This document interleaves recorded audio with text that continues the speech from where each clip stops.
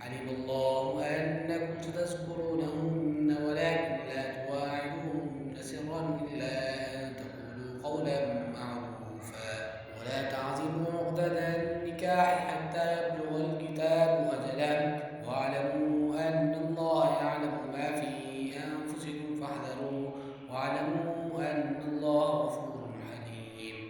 لا جناح عليكم إن طلقتم النساء ما لم تمسوهن أو تفرضوا لهن فريضة ومتعوهن على الموسع قدره وعلى المقتر قدره متاعا بالمعروف حقا على المحسنين.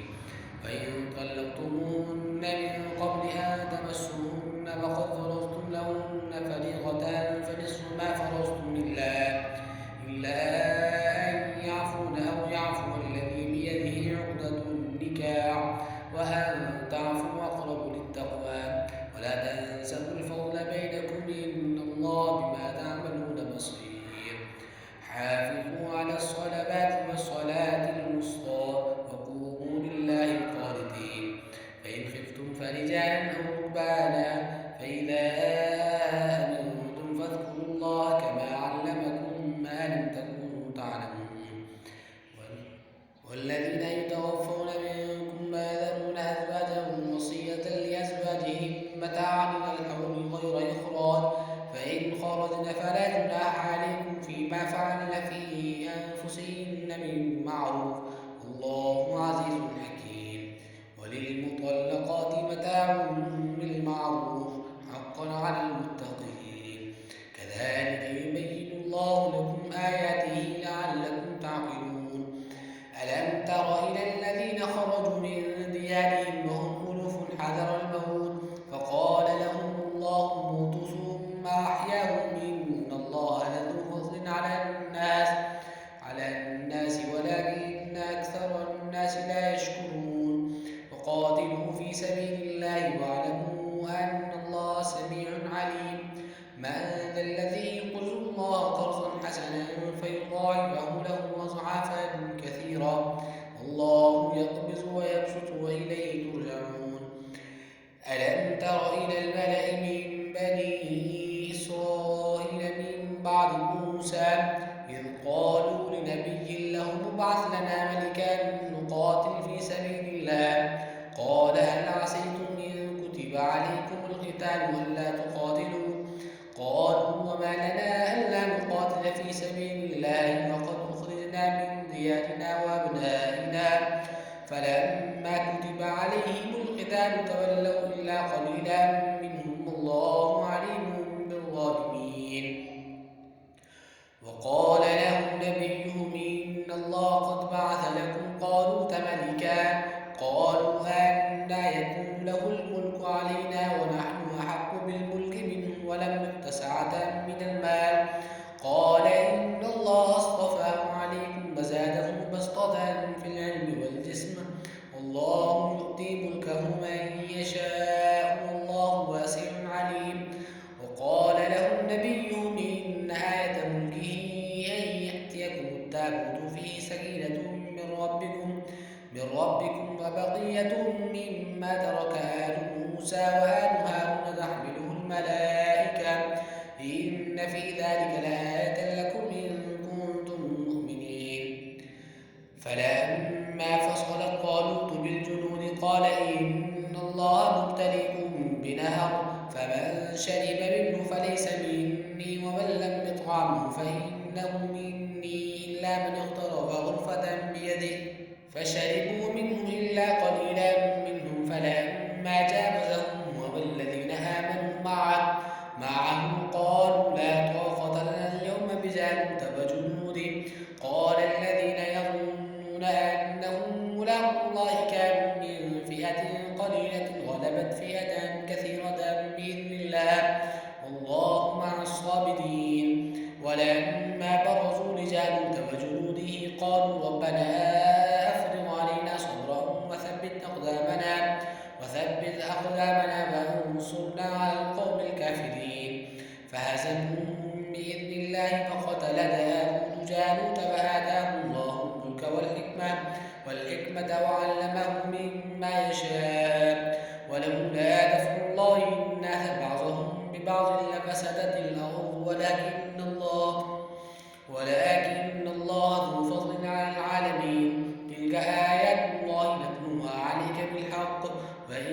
إنك لمن المرسلين. بسم الله الرحمن الرحيم. تلك الرسل فضلنا بعضهم على بعض منهم من كلم الله ورفع بعضهم درجات وآتينا عيسى ابن مريم البينات وأيدناه بروح القدس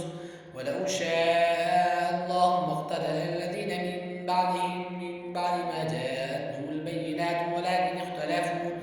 ولكن اختلفوا فمنهم من آمن ومنهم من كفر ولو شاء الله ما اقتتلوا ولكن الله يفعل ما يريد. يا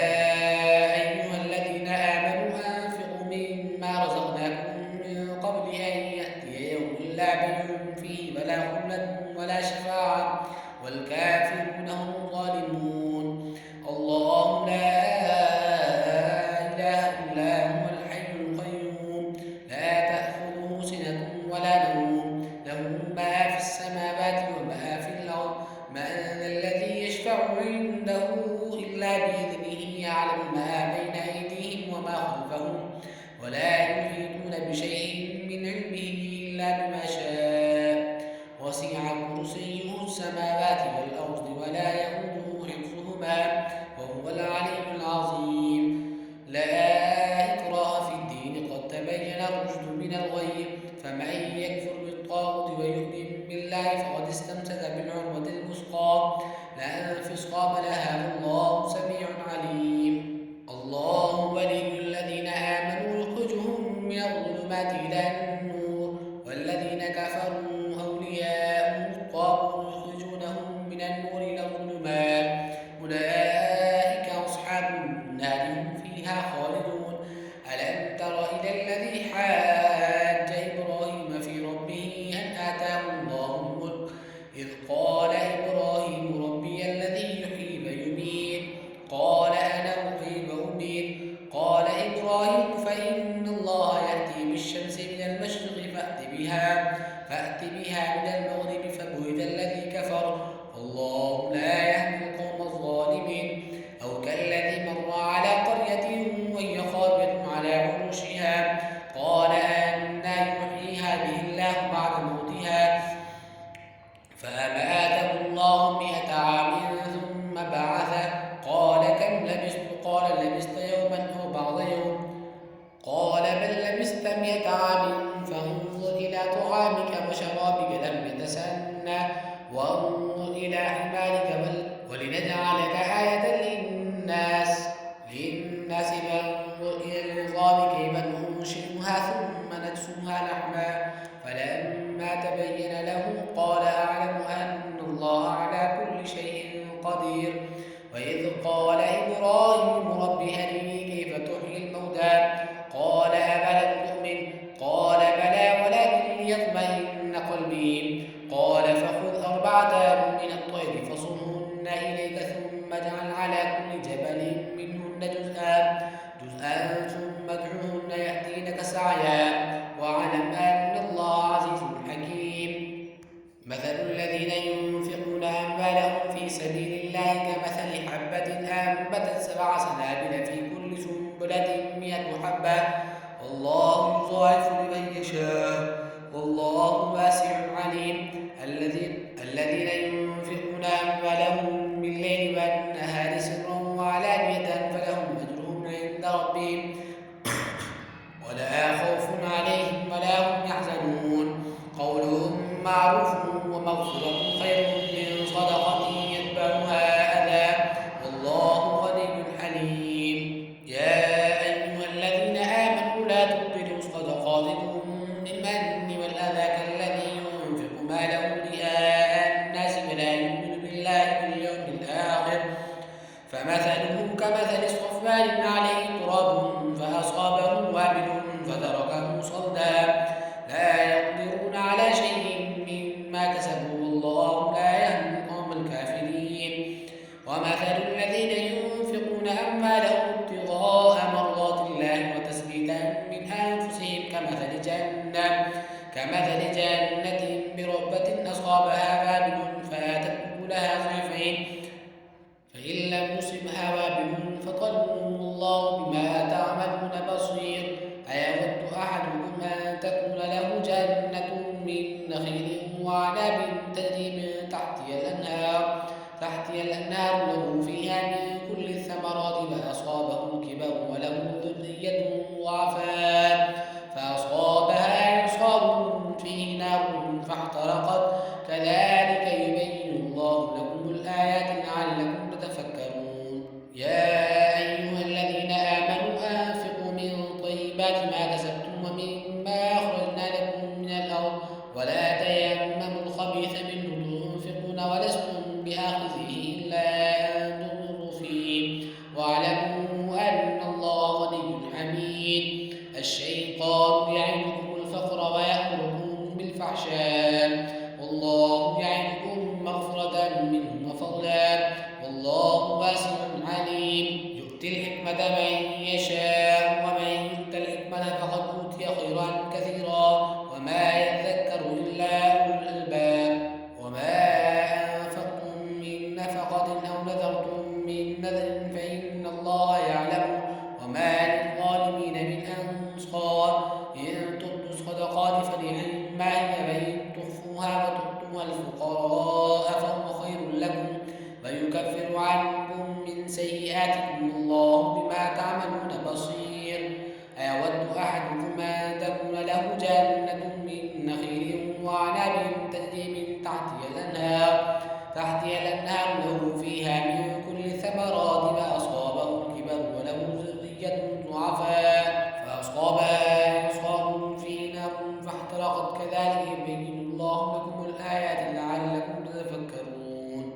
ليس عليك هداهم ولكن الله يهدي من يشاء وما تنفقوا من خير فلأنفسكم وما تنفقون إلا ابتغاء وجه الله وما تنفقوا من شيء في سبيل الله يوفى إليكم وأنتم لا تظلمون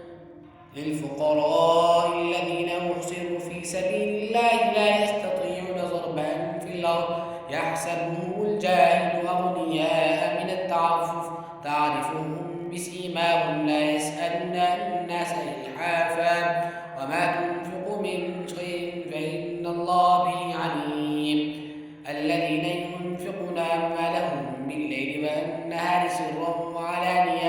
سرا وعلانية فلهم أجرهم عند ربهم ولا خوف عليهم ولا هم يحزنون الذين يأكلون الربا لا يقومون إلا كما يقوم الذي يتخبطه الشيطان من المس ذلك بأنهم قالوا إنما البيع مثل الربا وأحل الله البيع وحرم الربا فمن جاءه موعظة من ربه فانتهى فله ما سلف وأمره إلى الله ومن عاد فأولئك أصحاب النار هم فيها خالدون يمحق الله الربا ويربي الصدقات والله لا يحب كل كفار أثيم إن الذين آمنوا وعملوا الصالحات وأقاموا الصلاة وآتوا الزكاة لهم أجرهم عند ربهم ولا خوف عليهم ولا هم يحزنون يا أيها الذين آمنوا اتقوا الله وذروا ما بقي من الربا إن كنتم مؤمنين فإن لم تفعلوا فأذنوا بحرب من الله ورسوله فإن تبتم فلكم رؤوس أموالكم لا تظلمون ولا تظلمون وإن كان ذو عسرة فنظرة إلى ميسرة وأن تصدقوا خير لكم إن كنتم تعلمون واتقوا يوما ترجعون فيه إلى الله ثم توفى كل نفس ما كسبت وهم لا يظلمون يا أيها الذين آمنوا إذا تداينتم بدين إلى أجل مسمى فاكتبوه وليكتب بينكم كاتب بالعدل ولا يأبى كاتب أن يكتب كما علمه الله فليملل الذي عليه الحق وليتق الله ربه ولا يبخس منه شيئا فإن كان الذي عليه الحق سفيها أو ضعيفا أو لا يستطيع أن يمله فليملل وليه بالعدل واستشهدوا شهيدين من رجالكم فإن لم يكونا رجلين فرجل وامرأتان ممن ترضون من الشهداء أن تضل إحداهما فنذكر إحداهما الأخرى ولا يأبى الشهداء إذا ما دعوا لكم أن تكتبوه صغيرا أو كبيرا إلى أجله ذلكم أقسط عند الله وأقوم للشهادة وأدنى ألا ترتابوا إلا أن تكون تجارة حاضرة تديرونها بينكم فليس عليكم جناح ألا تكتبوها وأشهدوا إذا تبايعتم ولا تضار كاتب ولا شيء وإن تفعلوا فإنه فسوق بكم واتقوا الله ويعلمكم الله والله بكل شيء عليم وإن كنتم على سفر ولم تجدوا كاتبا فرهان مقبوضا فإن أمن بعضكم بعضا فليؤدي الذي اؤتمن أمانته وليتق الله ربه ولا تكتموا الشهادة ومن يكتمها فإنه آثم قلبه والله بما تعملون عليم لله ما في السماوات وما في الأرض وإن تبدوا ما في أنفسكم أو تخفوه يحاسبكم به الله فيغفر لمن يشاء ويعذب من يشاء والله على كل شيء قدير آمن الرسول بما أنزل إليه من ربه والمؤمنون كل آمن بالله وملائكته وكتبه ورسله لا نفرق بين أحد من رسله فقالوا سمعنا وأطعنا غفرانك ربنا وإليك المصير لا يكلف الله نفسا إلا وسعها لها ما كسبت وعليها ما اكتسبت ربنا لا تؤاخذنا إن نسينا أو أخطأنا ربنا ولا تحمل علينا إصرا كما حملته على الذين من قبلنا ربنا ولا تحملنا ما لا طاقة لنا به واعف عنا واغفر لنا وارحمنا أنت مولانا فانصرنا على القوم الكافرين سورة آل عمران مدنية بسم الله الرحمن الرحيم ألف لام ميم الله لا إله إلا هو الحي القيوم نزل عليك الكتاب بالحق مصدقا لما بين يديه وأنزل التوراة والإنجيل من قبل هدى للناس وأنزل الفرقان إن الذين كفروا بآيات الله لهم عذاب شديد والله عزيز ذو انتقام إن الله لا يخفى عليه شيء في الأرض ولا في السماء هو الذي يصوركم في الأرحام كيف يشاء لا إله إلا هو العزيز الحكيم هو الذي أنزل عليك الكتاب منه آيات محكمات هن أم الكتاب وأخر متشابهات فأما الذين في قلوبهم زيغ فيتبعون ما تشابه منه ابتغاء الفتنة وابتغاء تأويله وما يعلم تأويله إلا الله والراسخون في العلم يقولون آمنا به كل من عند ربنا وما يذكر إلا أولو الألباب ربنا لا تزغ قلوبنا بعد إذ هديتنا وهب لنا من لدنك رحمة إنك أنت الوهاب ربنا إنك جامع الناس ليوم لا ريب فيه إن الله لا يخلف الميعاد إن الذين كفروا لا تغني عنهم أموالهم ولا أولادهم من الله شيئا أولئك هم وقود النار كدأب آل فرعون والذين من قبلهم كذبوا بآياتنا فأخذهم الله بذنوبهم والله شديد العقاب قل للذين كفروا ستغلبون وتحشرون إلى جهنم وبئس المهاد قد كان لكم آية في فئتين التقتا فئة تقاتل في سبيل الله وأخرى كافرة يرونهم مثليهم رأي العين والله يؤيد بنصره من يشاء إن في ذلك لعبرة لأولي الأبصار زين للناس حب الشهوات من النساء والبنين والقناطير المقنطرة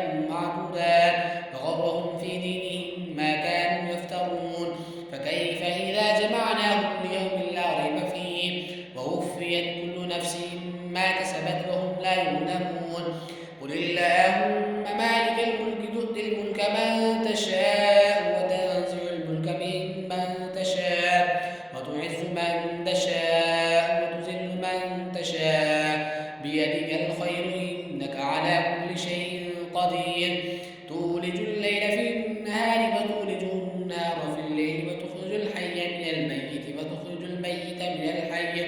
وترزق من تشاء بغير حساب لا يتخذ المؤمنون الكافرين أولياء من دون المؤمنين ومن يفعل ذلك فليس من الله في شيء إلا أن تتقوا منهم تقاه ويحذركم الله نفسه وإلى الله المصير قل إن تخفوا ما في صدوركم أو تبدوه يعلمه الله ويعلم ما في السماوات وما في الأرض والله على كل شيء قدير يوم تجد كل نفس ما عملت من خير محضرا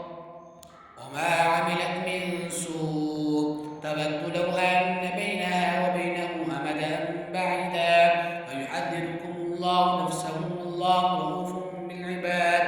قل إن كنتم تحبون الله فاتبعوني يحببكم الله ويغفر لكم ذنوبكم والله غفور رحيم قل أطيعوا الله والرسول فإن تولوا فإن الله لا يحب الكافرين إن الله اصطفى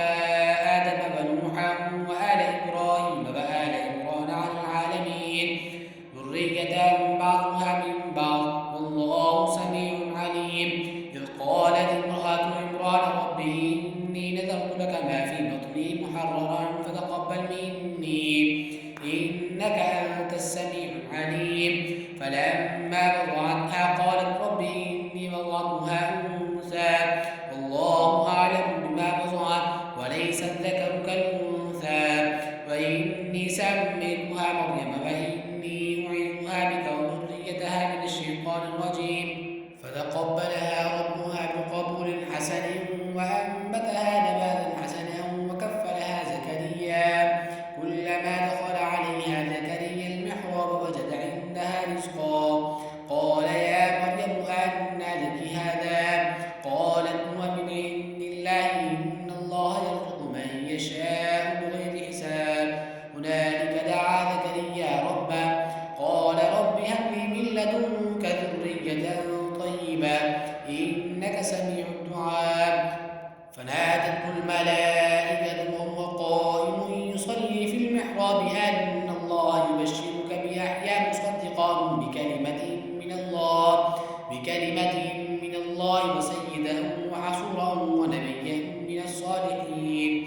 قال رب أنى يكون لي غلام وقد بلغني الكبر وامرأتي عاقر قال كذلك الله يفعل ما يشاء قال رب اجعل لي آية قال آيتك ألا تكلم الناس 3 أيام إلا رمزا واذكر ربك كثيرا وسبح بالعشي والإبكار وإذ قالت الملائكة يا مريم إن الله اصطفاك وطهرك واصطفاك على نساء العالمين يا مريم اقنتي لربك واسجدي واركعي مع الراكعين ذلك من أنباء الغيب نوحيه إليك وما كنت لديهم إذ يلقون أقلامهم أيهم يكفل مريم وما كنت لديهم إذ يختصمون إذ قالت الملائكة يا مريم إن الله يبشرك بكلمة منه اسمه المسيح عيسى ابن مريم وجيها في الدنيا والآخرة ومن المقربين ويكلم الناس في المهد وكهلا ومن الصالحين قالت رب أنى يكون لي ولد ولم يمسسني بشر قال كذلك الله يخلق ما يشاء إذا قضى أمرا فإنما يقول له كن فيكون ويعلمه الكتاب والحكمة والتوراة والإنجيل ورسولا إلى بني إسرائيل أني قد جئتكم بآية من ربكم أني يخلق لكم من الطين كهيئة الطير فأنفخ فيها فتكون طيرا بإذن الله وأبرئ الأكمه والأبرص وأحيي الموتى بإذن الله وأنبئكم بما تأكلون وما تدخرون في بيوتكم إن في ذلك لآية لكم إن كنتم مؤمنين ومصدقا لما بين يدي من التوراة ولأحل لكم بعض الذي حرم عليكم فاتقوا الله وأطيعون إن الله هو ربي وربكم فاعبدوه هذا صراط مستقيم فلما أحس عيسى منهم الكفر قال من أنصاري إلى الله قال الحواريون نحن أنصار الله آمنا بالله واشهد بأننا مسلمون ربنا آمنا بما أنزلت واتبعنا الرسول فاكتبنا مع الشاهدين ومكر الله والله خير الماكرين إذ قال الله يا عيسى إني متوفيك ورافعك إلي ومطهرك من الذين كفروا وجاعل الذين اتبعوك فوق الذين كفروا إلى يوم القيامة ثم إلي مرجعكم فأحكم بينكم فيما كنتم فيه تختلفون فأما الذين كفروا فأعذبهم عذابا شديدا في الدنيا والآخرة وما لهم من ناصرين وأما الذين آمنوا وعملوا الصالحات فيوفيهم أجورهم والله لا يحب الظالمين ذلك نتلوه عليك من الآيات والذكر الحكيم إن مثل عيسى عند الله كمثل آدم خلقه من تراب ثم قال له كن فيكون الحق من ربك فلا تكن من الممترين فمن حاجك فيه من بعد ما جاءك من العلم فقل تعالوا ندعو أبناءنا وأبناءكم ونساءنا ونساءكم وأنفسنا وأنفسكم ثم نبتهل فنجعل لعنة الله على